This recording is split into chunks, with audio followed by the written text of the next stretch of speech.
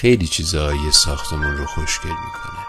طرح و رنگ و نقشه و خط و خیلی خطا کشیده میشه و دوباره خط میخوره. خیلی ها توی ساختمون زحمت میکشن، کارگر و جوشکار و بنا و نقاش و محاسب و خیلی هاشون هم اصلا دیده نمیشن. ولی شاید فقط یک معمار خوب میدونه برای اجرای تفکراتش چطوری این خیلی ها رو کنار هم بچینه.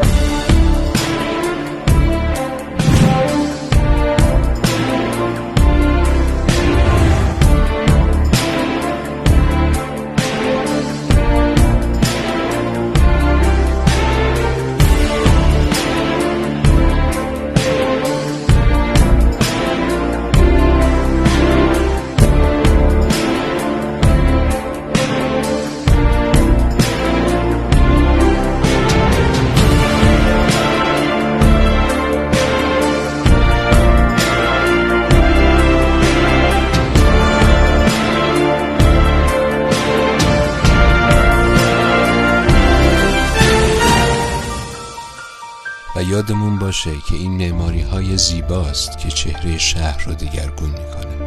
معماری فقط مهندسی نیست، خلق یک اثر هنری، بیان یک دیدگاه و درک متفاوتی از زیبایی هستی است. 3 اردیبهشت، روز ملی معمار، بر همه معماران فرهیخته و هنرمند سرزمینم مبارک باد.